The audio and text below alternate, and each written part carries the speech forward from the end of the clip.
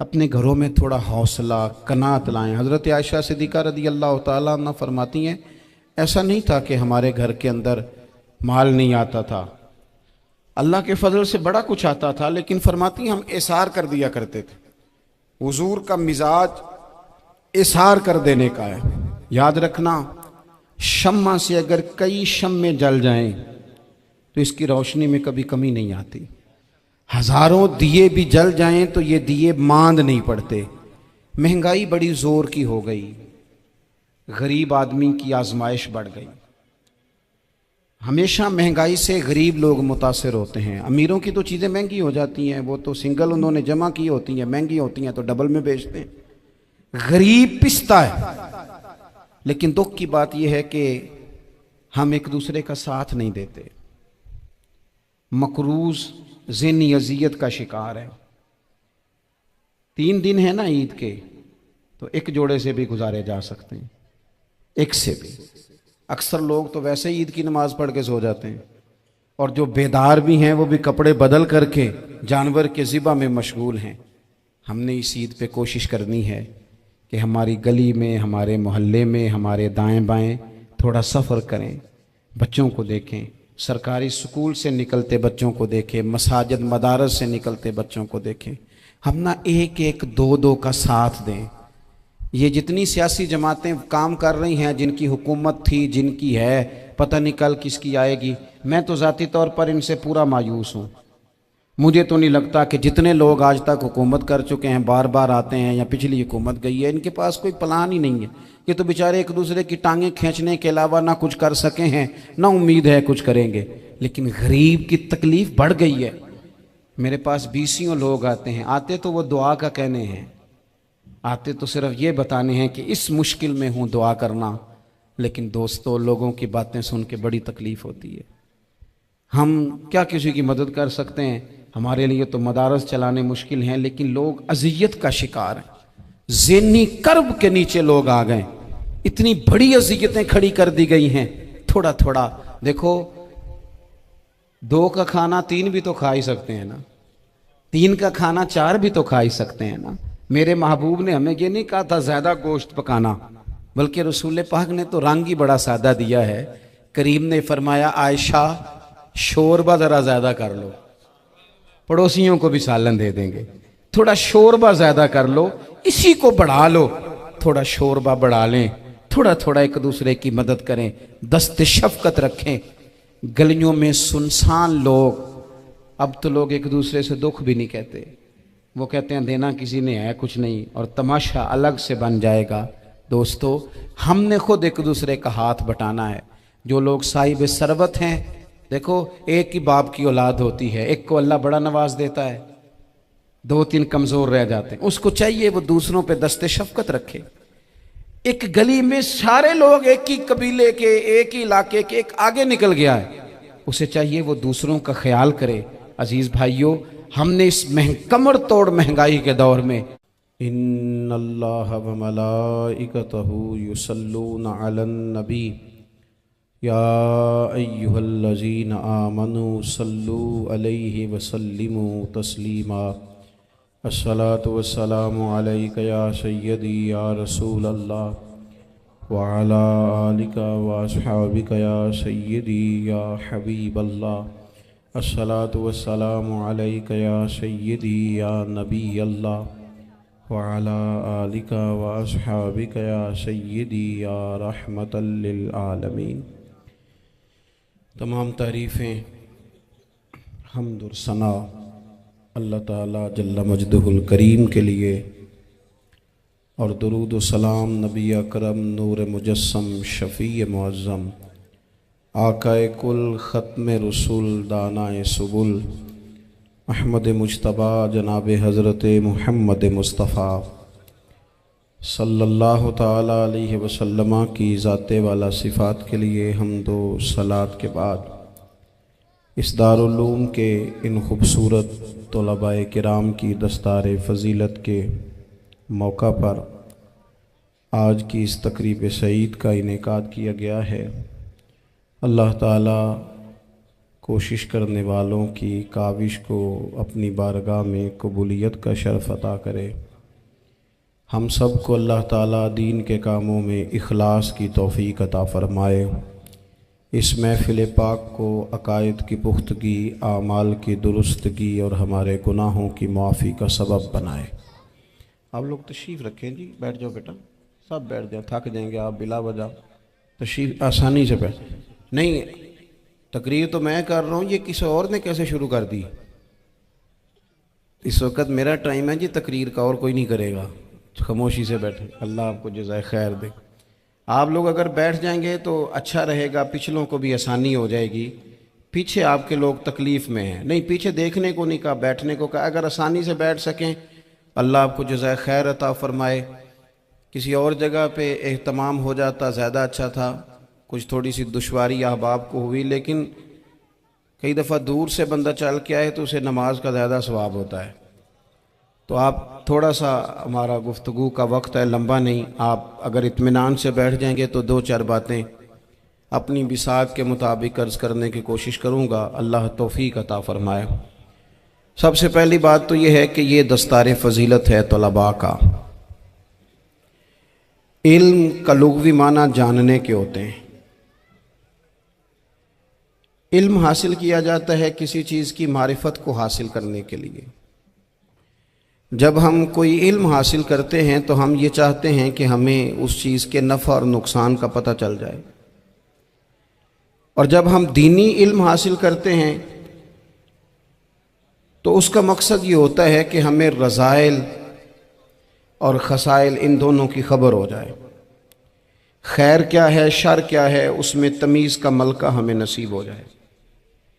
अच्छाई और बुराई खुलकर हमारे सामने वाज़े हो जाए, ये मकसूद होता है इल्म से। इल्म से, तालीम से मकसद ज़्यादा बातें करना नहीं होता। एक आदमी बहुत ज़्यादा बातें करता है तो शायद बड़ा आलिम है, एक शख्स बहुत ज़्यादा गुफ्तगू करता है तो उसके पास मालूमात ज़्यादा, ऐसा नहीं। बल्कि हज़रत अब्दुल्ला इब्न मसूद रदी अल्लाह तआला अन्हु से जब किसी ने पूछा था कि बड़ा आलिम कौन होता है, तो आप फरमाने लगे जो रब से ज़्यादा डरे वो बड़ा आलिम है।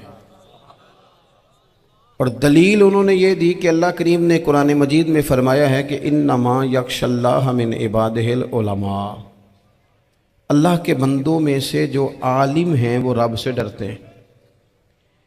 तो दीनी तालीम, उसकी मालूमात हासिल करने की कोशिश करें, सही करें। कुरान मजीद की एक आया करीमा का कुछ हिस्सा जो मैंने तिलावत किया, उसमें अल्लाह करीम ने फरमाया अपने महबूब से, कहा वकुर रब्बि ज़िदनी इल्मा, ए महबूब आप मेरी बारगाह में ये दुआ मांगें, आप ये अर्ज़ करें कि ए रब मेरे इल्म में इजाफ़ा कर दे, ए मालिक मेरे इल्म में इजाफ़ा कर दे। बहुत सारी चीज़ें ऐसी होती हैं जिनकी ज़्यादती ठीक नहीं होती, वो ज़्यादा हो जाए तो नुकसान करती हैं। लेकिन इल्म एक ऐसी चीज़ है कि जिसके बारे में रब करीम ने कहा कि महबूब आप दुआ मांगें कि आपको ज़्यादा इल्म दिया जाए। और फिर इल्म एक ऐसी चीज़ है कि कोई भी आदमी ये दावा ना करे कि मैंने अब बड़ा हासिल कर लिया है, मेरी अब तकमील हो गई है, मैं अब मुकम्मल हो गया हूँ। जिनको अल्लाह ने गैब के ख़जानों की कुंजियाँ दी हैं ना, उनसे भी रब करीम ने कहा है कि महबूब आप दुआ करें कि मालिक मेरे इल्म में इजाफ़ा कर दे।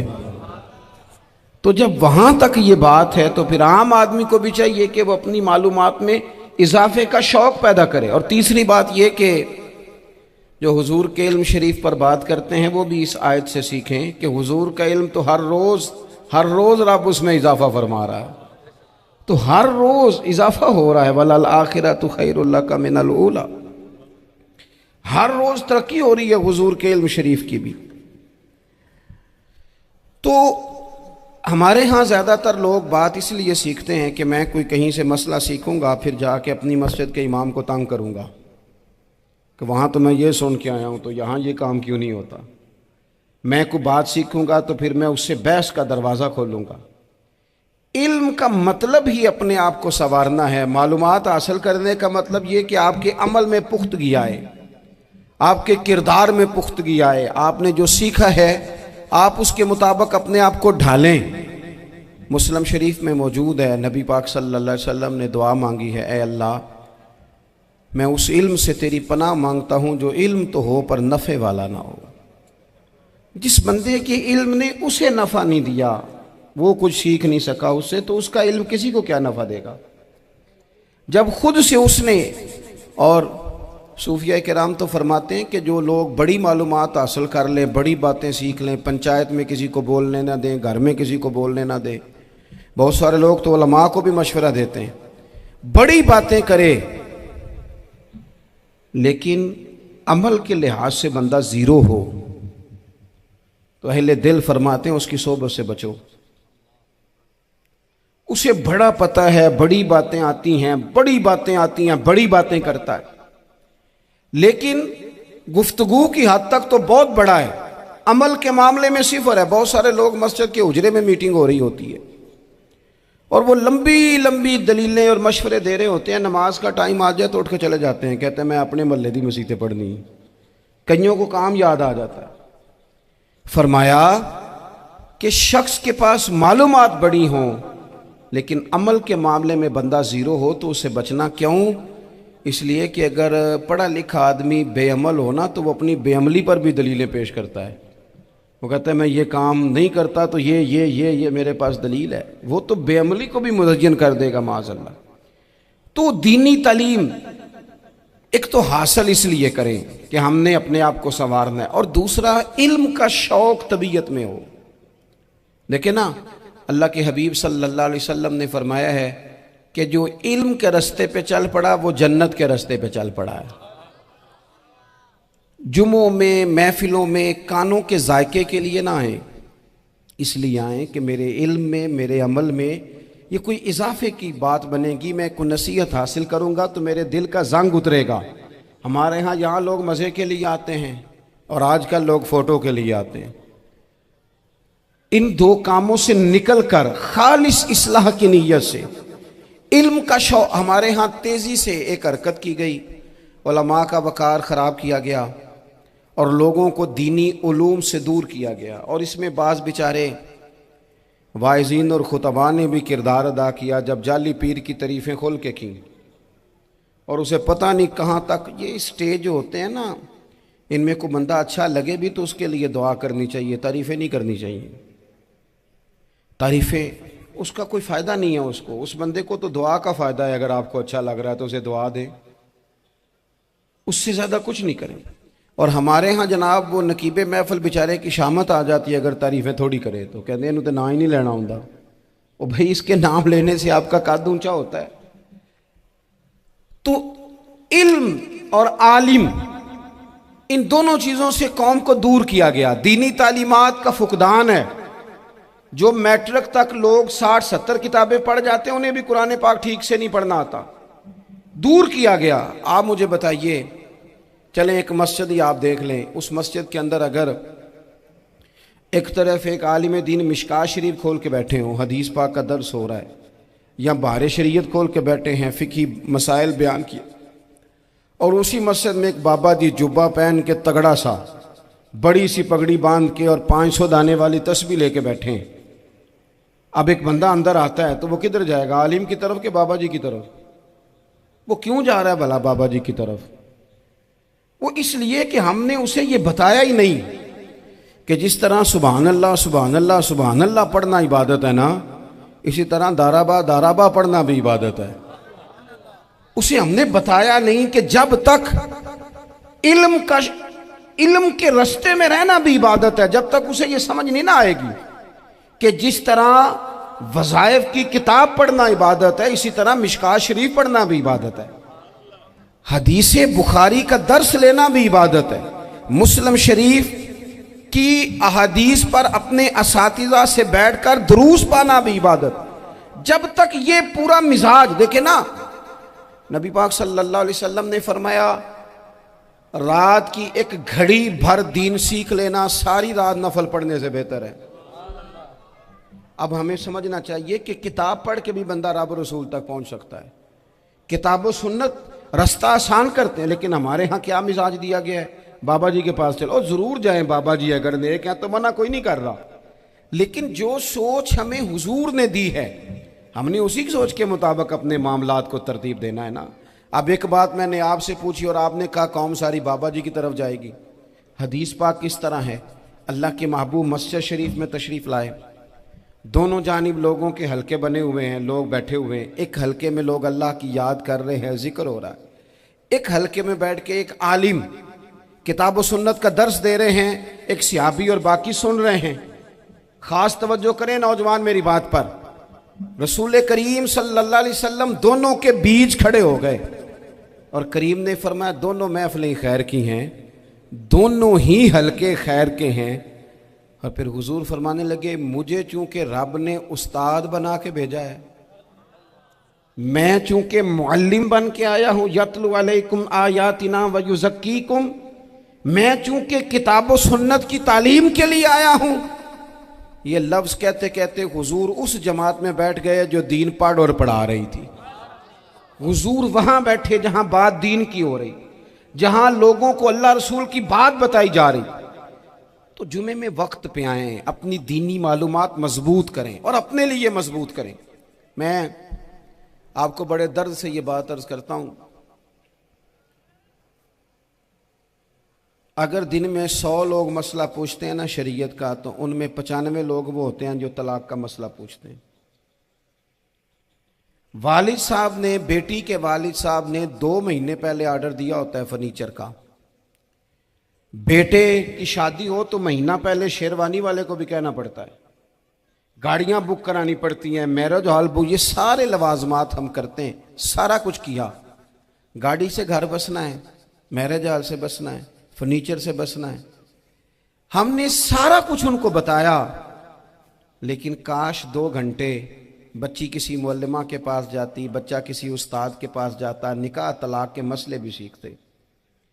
मैं दावे से कहता हूं अगर हमें पता चल जाए कि 3 तलाकें इकट्ठी नहीं देनी चाहिए, क्योंकि दे दें तो हो जाती हैं, अगर हमें समझ आ जाए कि नहीं देनी चाहिए, ये मसला बयान हो, और ये वाले मसले हम महफिलों में भी नहीं बयान कर सकते, इसलिए कि लोग कहेंगे मसला तो वो बयान करेंगे जिस पे नारे लगेंगे।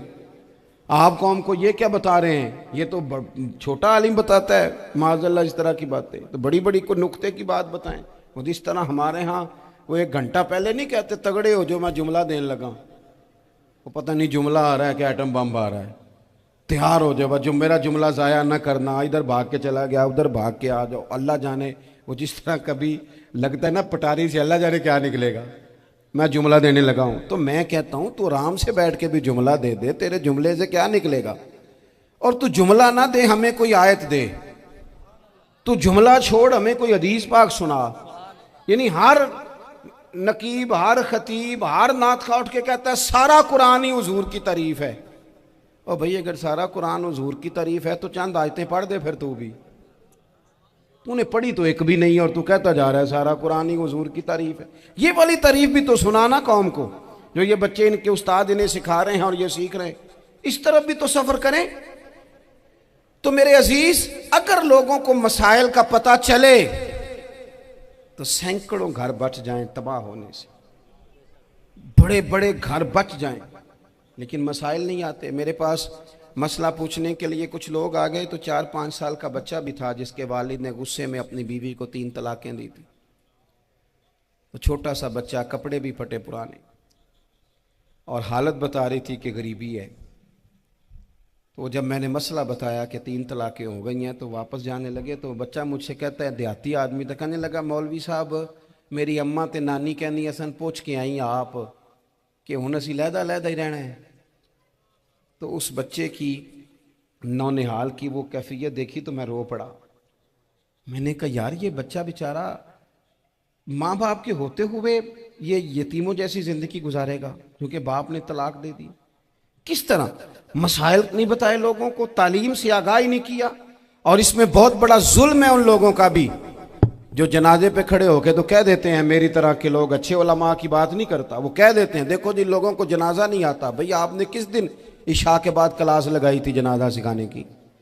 ये तो आपने कह दिया लोगों को कुरान जी ठीक नहीं आता, तो यहां तो बेचारी बीबियां जिनको सही पढ़ना नहीं आता वो मिशन बना लेती हैं कि मैंने इतने 100 को कुरान पाक पढ़ाना है, बेवा हो गई हूं, तलाक याफ्ता हो गई हूं, सारी जिंदगी कुरान पढ़ाऊंगी। हम क्यों ये मिशन नहीं बनाते, क्यों इस तरफ सफर नहीं करते? एक तो दीनी मालूमात में, दीनी उलूम में अपने आप को लगाएं और ज़ौक़ पैदा करें कि जो चीज़ें मुझे नहीं आती मैंने वो सीखनी है, जो मामलात मुझे नहीं आते मैंने उनकी तरफ सफ़र करना है। एक तो अपना ये मिजाज बनाएं। और जब आप दीनी उलूम सीखते हैं तो पता है कौन सा मंजर कायम होता है? मंजर वो बनता है कि हज़रत अबू हुरैरा भी दीन सीखा करते थे, हज़रत अब्दुल्ला इब्ने उमर भी असहाबे सुफ़ा में रहा करते थे, हज़रत अनस बिन मालिक भी रहा करते थे। और ऐसा मंजर बनता है कि हज़रत सैयदा खतीजतुल कुबरा रज़ी अल्लाह तआला अन्हा फरमाती हैं, सैयदा फातिमा हुजूर की गोद में बैठी होती थी और नबी पाक से बातें पूछती थी और हुजूर उन्हें बता रहे होते थे। सैयदा आयशा हुजूर से दीन की बातें पूछती। चौथा हिस्सा हमारी फ़िक़्ह के उसूल हज़रत फातिमा की, हज़रत आयशा सिद्दीक़ा की मरवियात पर मबनी है। अगर हमारी बच्चियां छोड़ दें डाइजेस्ट पढ़ना, छोड़ दें इधर उधर की मूवी देखना और वो किताब व सुन्नत पर आ जाएं, तो बहुत सारे मसाइल ऐसे हैं जो उलझने से पहले ही सुलझे हुए हों। दीनी तालीम का मिजाज और ज़ौक़। और दूसरी आयत करीमा मैंने तिलावत की, अल्लाह करीम ने कुरान मजीद में फरमाया, या अय्युहल्लज़ीना आमनू कू अनफुसकुम व अहलीकुम नारा, ऐ ईमान वालों खुद भी दोज़ख की आग से बचो और अपने घर वालों को भी बचाओ।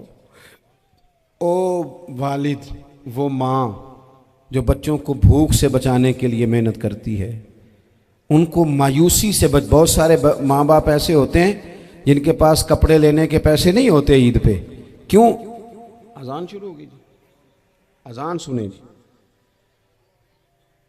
अजीज़ भाई, जिस तरह हम अपने बच्चों को देखें, बहुत सारे माँ बाप के पास गुंजाइश नहीं होती, लेकिन इस नीयत से कि बच्चों के दिल टूट जाएंगे, ईद पे कैसे गुजारा करेंगे, मुश्किल से भी कपड़े ख़रीद के देते। इस तरह हम अपने बच्चों को भूख से, प्यास से, मायूसी से बचाते हैं। इस तरह हमारे रब ने हमारे ज़िम्मे लगाया है कि तुम अपने बच्चों को कोशिश करो दोज़ख की आग से बचाने की। हज़रत उमर फ़ारूक रदी अल्लाह ताला अन्हु ने अर्ज़ किया था, या रसूल अल्लाह सल्लल्लाहु ताला अलैहि वसल्लम, इस आया करीमा का माना क्या है?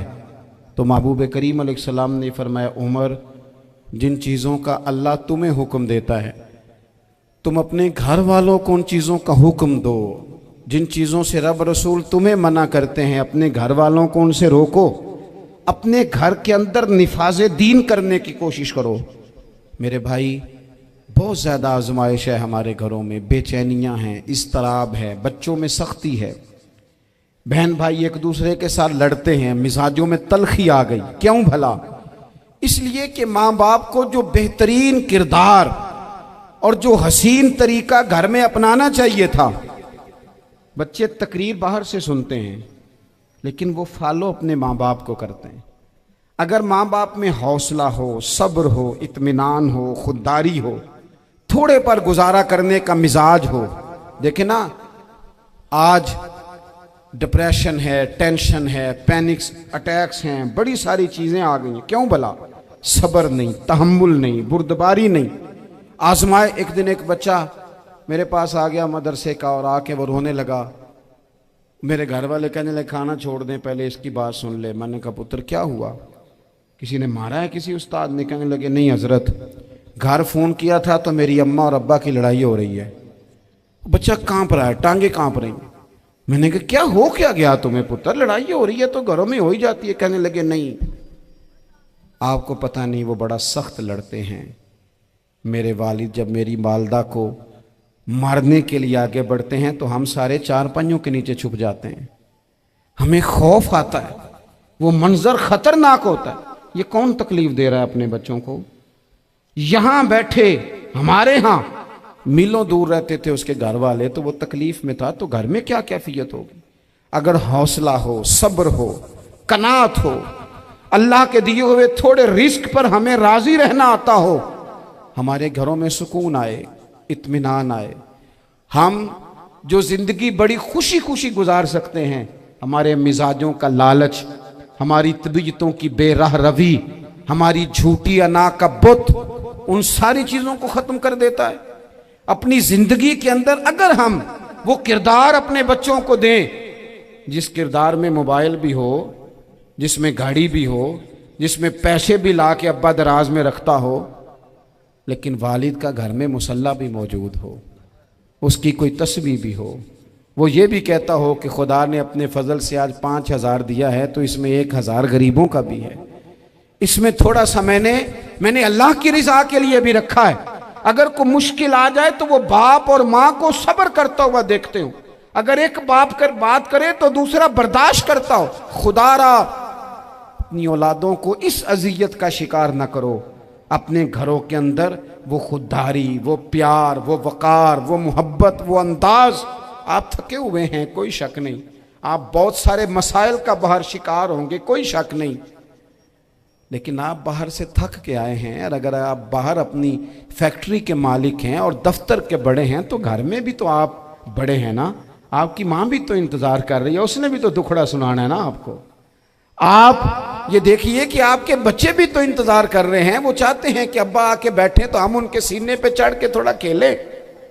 आपकी अहलिया मुंतजिर हैं। कुछ बातें बीवी किसी और से नहीं कह सकती, सिर्फ अपने शौहर से कहती है। लेकिन वो तो आते ही जलाल में आ गए साहब। वो कहने लगे तू बड़ी नालायक है, मैं थका मांदा आया हूं और तूने मुझे कहानी सुना दी है। वो उस खातून से शिद्दत के साथ पेश आने लगे। मेरे रसूल पाक की हयात नूर को देखो, हज़रत उम्मे ऐमन हुजूर की रज़ाई वालदा हैं, उनकी भी खिदमत हो रही है। हज़रत हलीमा सादी आ रही हैं तो खिदमत हो रही है।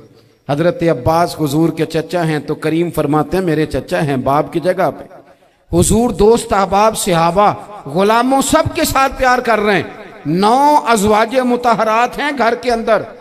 और कैफियत ये है कि हुजूर सिर्फ उनकी ज़रूरतों का ही ख्याल नहीं करते, ख्वाहिशात का ही ख्याल नहीं करते, बल्कि मेरे करीम का तरीका ये है कि कोई बंदा आज बोल क्या रहा है, वो कहाँ खड़ा है, आज उसके जुमले किस तरह के, उसका लहजा किस तरह का हो गया है और उसे ठीक कैसे करना है। महबूब इसका ख्याल फरमाते, तवज्जो करते। मैं कहता हूं कि हम सबको शौक आया है आराम करने का। मैं सुबह 11 बजे से पहले अपने घर से निकल आया था और ये वक्त आ गया है और रात को खुदा जाने किस वक्त घर पहुंचना है। कई दफ़ा कैफियत ये होती है कि गाड़ी से उतरते हैं तो फिर दिल करता है कि कोई उठा के चलाए ना कभी। इसके बावजूद बहुत सारे लोग नाराज़ रहते हैं कि हमसे मिल के नहीं गए, फ़ोटो नहीं खिंचवा के गए, फलानी जगह चाय नहीं पी के गए। ये तसलसल है। लेकिन मैं जितना मर्जी थका मांदा घर जाऊंगा ना, कभी ऐसा नहीं हुआ कि मैं घर जाऊं तो बड़ी टेंशन में जाऊं। मेरी घर वाली एक दिन मुझसे कहने लगी आपने कभी नहीं कहा कि मैं थका हुआ आया। बंदा थक भी तो जाता ही है ना, कभी कहाँ करे ना। मैंने उसे कहा पता क्यों नहीं कहता, इसलिए नहीं कहता कि मैं नहीं चाहता कि मेरे बच्चे ये कहें कि हमने दीन नहीं पढ़ना, हमारा बाप तो बड़ी मुश्किल में है। हम अपने काम के बारे में अपने घर में शिकवे करते हैं। आप किसी बच्चे से पूछ लें कौन सा काम करना है, कहता जेड़ा अब्बा जी कर दे रहे वो नहीं करना। क्यों? कि अब्बा जी हर रोज़ तो कहते हैं मैं बड़ा उलझ गया हूँ, ये काम बड़ा मुश्किल है। मैं चाहता हूं कि मैं अपने बच्चों को ये बताऊं कि पुत्र मैं तो जिधर जाता हूं फूल ही फूल हैं, मैं तो जिधर से गुजरता हूं मोहब्बत ही मोहब्बत है, मैं तो जिधर से देखता हूं दुआएं ही मिलती हैं, ताकि उनका शौक पैदा हो। मेरे अजीज, आप थोड़ा सा दिल बड़ा करें। अगर आप एक की वजह से पूरा घर सुकून में आ जाता है तो आप दिल बड़ा क्यों नहीं करते? जगह ढूंढते हैं बस मुझे कोई तंग ना करे, कोई मेरी बाप माँ बदौलत को कोई परेशान ना करे। बुखारी शरीफ सुनिए, हज़रत आयशा सिद्दीक़ा रज़ी अल्लाह ताला अन्हा बैठी हैं। हुजूर फरमाने लगे आयशा आज एक बात ना बताऊं तुम्हें? या रसूलल्लाह बताइए। हुजूर फरमाने लगे जब तुम मुझसे नाराज़ होती हो तब भी मुझे पता चल जाता है, और जब राज़ी होती हो फिर भी पता चल जाता है। तो हज़रत सैयद आयशा सिद्दीक़ा बात सुन के बड़ी खुश हुई। या रसूलल्लाह वो कैसे? हुजूर फरमाने लगे कभी कभी तुम कसम उठाती हो। या रसूलल्लाह हाँ। फरमाया जब होती हो ना राज़ी, खुश, तो फिर कहती हो मुझे रब्बे मोहम्मद की कसम सल्लल्लाहु अलैहि वसल्लम। फिर तुम मेरे नाम के साथ रब करीम का नाम मिला के कसम उठाती हो, रब्बे मोहम्मद की कसम। या रसूलल्लाह बिल्कुल ऐसे ही है। और फरमाया जब तुम्हारे दिल में कोई बात होती है ना, तो फिर तुम कहती हो मुझे रब्बे इब्राहीम अलैहिस्सलाम की कसम, फिर तुम रब्बे मोहम्मद नहीं कहती। ये बुखारी मुस्लिम में मौजूद है। हजरत आयशा सिद्दीक़ा ने तो बात सुनी तो खिल गई तबीयत, कहने लगी करीम सदके जाऊं, यहां यहां तक ख्याल फरमाते हो, किसके जुमले कहां पहुंच गए, यहां तक ख्याल है। फरमाया मुझे पता चल जाता है कि तुम्हारी कैफियत क्या है, कहां खड़ी हो। और भाई हम तो अपनी मां का भी ख्याल नहीं रखते। हमारा बाप कहां बेचारा खड़ा है, वो तो इंतजार में था कि कोई 10 मिनट मेरे पास बैठेगा, तवज्जो ही नहीं, जज्बात का ख्याल ही नहीं। हजरत आयशा सिद्दीक़ा बात सुन के अर्ज करने लगी, या रसूल अल्लाह, मुझे रब्बे मोहम्मद की कसम हो, मैं सिर्फ नाम छोड़ती हूं, मेरे दिल में हर वक्त मदीने वाले महबूब ही रहते हैं, नाम ही छोड़ती हूं सिर्फ। ओ मेरे दोस्त थोड़ा सा जा। और दूसरा अर्ज करूंगा, दौलत अगर बहुत आली चीज होती ना, बहुत कीमती, तो सबसे ज्यादा सैयदा आयशा के घर में होती। अगर पैसों से ही शौक आता तो पैसे सबसे ज्यादा हजरत फातिमा ज़हरा के काशाना नूर में होते। ओ मेरे भाइयों, सोना वक्त मोहब्बतों से गुजारा जा सकता है। ओ भाई, मैंने तो अपने घर में ये देखा कि मेरे वालिद साहब गर्मी आती तो फरमाते, ओ लो भाई तुहानू परवाह नहीं, मैं तुहाडे पड़ोले च दाने पा दिते ने ते तुहाडी मां ने मर्तबान च अचार पा दिता है, लो अब तुम्हें कहीं जाने की जरूरत नहीं पड़ेगी। इस पे भी वक्त बड़ा अच्छा गुजरता था, इस पे भी टाइम बड़ा अच्छा। 6-6 खाने खा के बच्चे नखरे कर रहे हैं। मैंने अपने वालिद साहब से एक दिन कहा, मैं क्या अब्बा जी तुहानू पसंद की है? फरमान लगे, पुत्र जे तो लगी होवे भुख फिर ते हर शाही, और अगर भूख ना हो तो फिर नखरे ही नखरे हैं, फिर क्या पसंद होना है। तबीयत नहीं, अपने घरों में अपने दोस्तों में इत्मीनान पैदा करें, इस तराब से बाहर आए। और एक बात और अर्ज करनी है, याद रखना, तकरीर बाहर चलती है, घर में नहीं चलती। घर में अमल चलता है। घर जाके आप लेक्चर देना, नमाज पढ़ा करो, नमाज पढ़ा करो, नमाज पढ़ा करो, नमाज पढ़ा करो, तो कोई नहीं पढ़ते घर वाले। आप घर में नमाज खुद शुरू कर दें। नबी पाक सल्लल्लाहु अलैहि वसल्लम ने फरमाया, घरों को कब्रिस्तान ना बनाओ, कुछ नफली नमाजें घर में भी पढ़ा करो। अल्लाह के प्यारे रसूल सल्लल्लाहु अलैहि वसल्लम का घर मस्जिद नबी के बिल्कुल साथ है, दरवाजा हुजूर के घर का मस्जिद में खुलता था। लेकिन नबी करीम सल्लल्लाहु अलैहि वसल्लम क्या करते थे? हजरत आयशा सिद्दीक़ा फरमाती हैं, तहज्जुद की नमाज घर में पढ़ा करते थे। घर में हुजूर तहज्जुद की नमाज पढ़ते, अगरचे घर में दुश्वारी थी। कुछ इबादात, कुछ नमाजें घर के अंदर भी इंसान पढ़े, तवज्जो करे। वैसे तो हम एक अजान सुन चुके हैं, लेकिन ये कुछ ज़्यादा ही करीब है, इसे भी सुन ही लिया जाए। अच्छा जी, सुन लें जी, अजान सुन लें। वैसे एक ही अजान सुनना ज़रूरी होता है जब ज़्यादा हो रही हो। मैं भी बस बात समेटने ही लगा था, अजान को मुकम्मल हो लेने।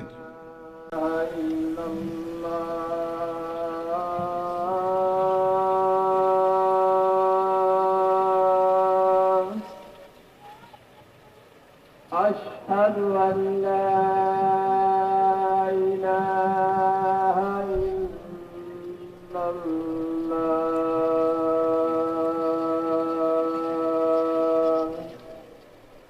अशहदु अन्ना मुहम्मदर रसूलुल्लाह,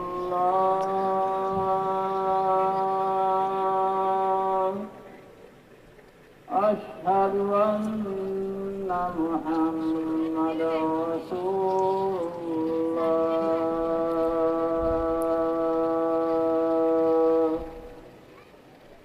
हय्य अला सलाह,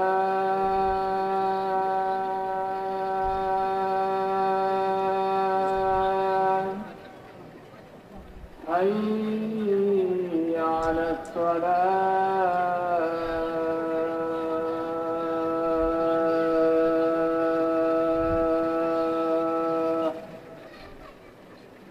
हय्य अलल फलाह,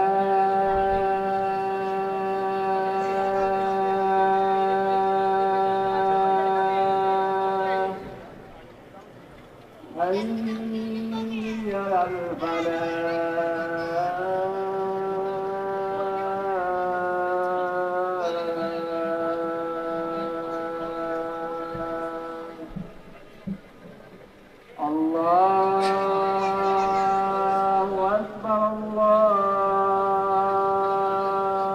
أكبر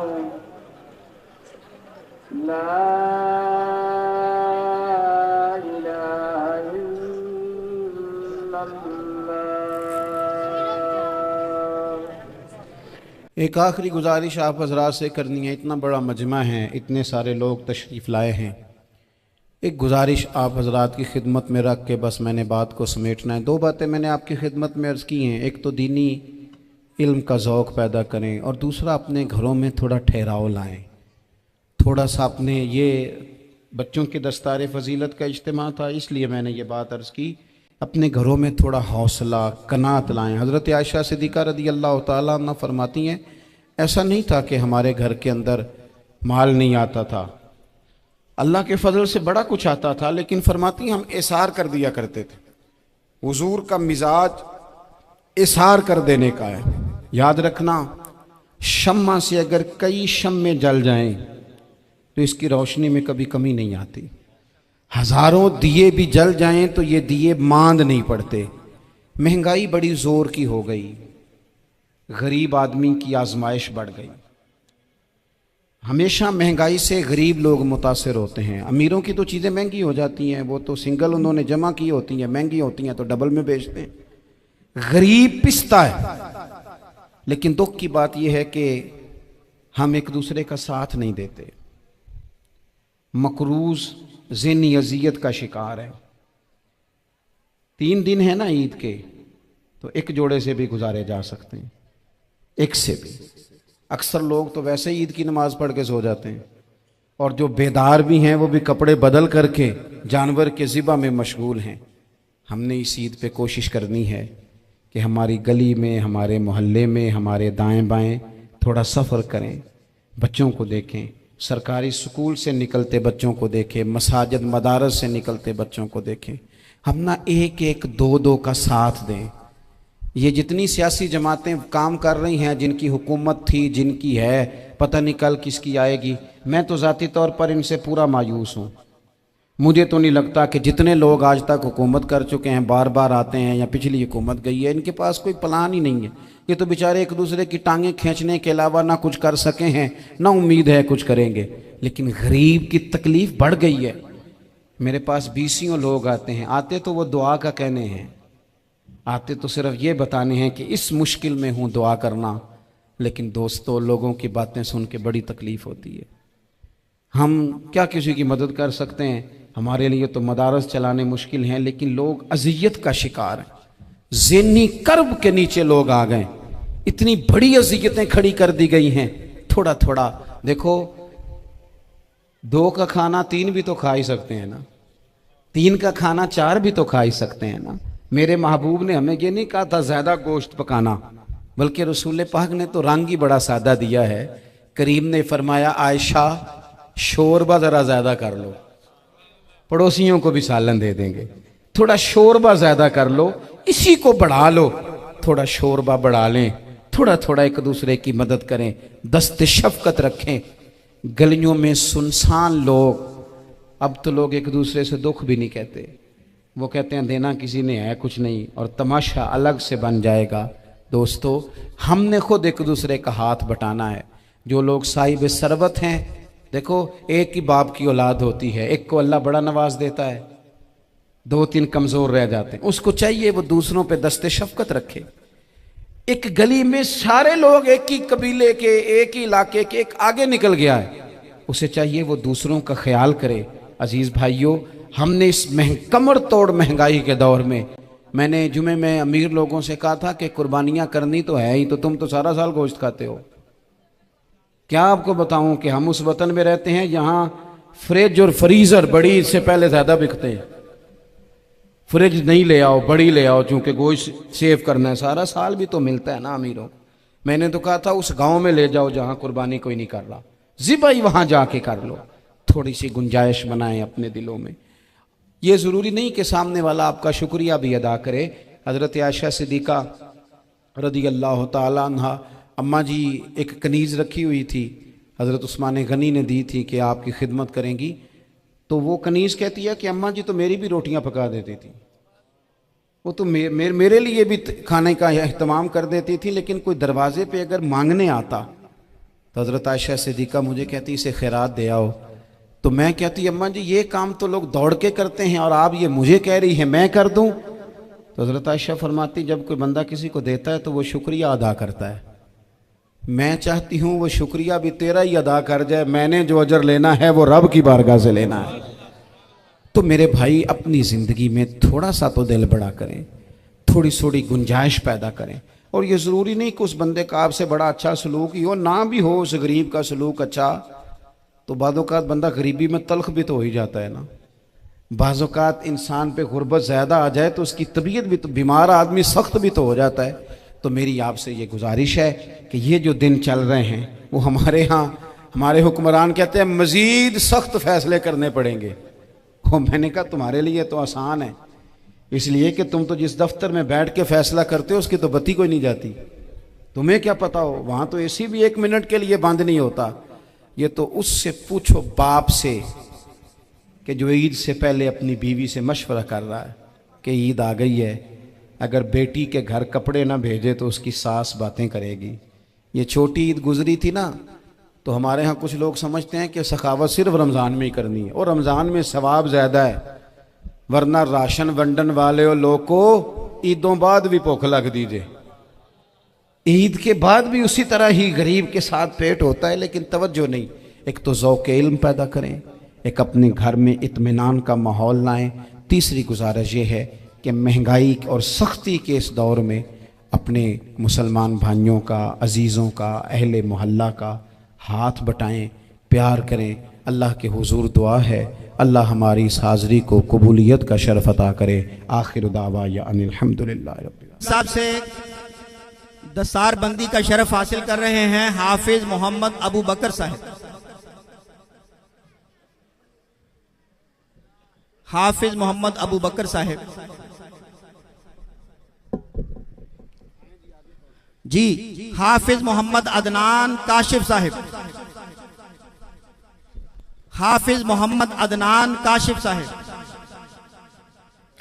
किबला पीर साहब से दस्तार फजीलत हासिल करने का शरफ हासिल कर रहे हैं हाफिज मोहम्मद अदनान काशिफ साहब। इसके बाद हाफिज अहमद रजा साहब। हाफिज अहमद रजा किबला पीर साहब से दस्तार बंदी का शरफ हासिल कर रहे हैं हाफिज अहमद रजा।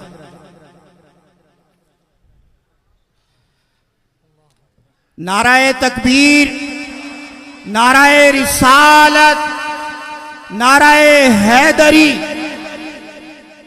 और इसके बाद स्टेज पे आते हैं हाफिज मोहम्मद मुहतशम। हाफिज मोहम्मद मुहतशम साहब किबला पीर साहब से दस्तार बंदी का शरफ हासिल करेंगे हाफिज मोहम्मद मुहतशम साहब। अजीजान गिरामी, इन बच्चों के वालिदैन बड़े खुश नसीब हैं, वक्त बहुत कम है। इंशाअल्लाह जो बयान है वो तो हम पीर साहिब की जुबान मुबारक से समाअत करेंगे। इन बच्चों के वालिदैन जब कल क़यामत का दिन होगा, इन बच्चों के वालिदैन को अल्लाह रब्बुल इज्जत बेश कीमत लिबास अता फरमाएगा और बेश कीमत ताज अता फरमाएगा। इन बच्चों के वालिदैन पूछेंगे मौला ये किस अमल का बदला है? अल्लाह रब्बुल इज्जत फरमाएगा जो तुम्हारे बच्चों ने कुरान हिफ्ज किया मैंने उसके बदले में तुम्हें ये इज्जतें अता फरमाई है। अजीज आने गिरामी।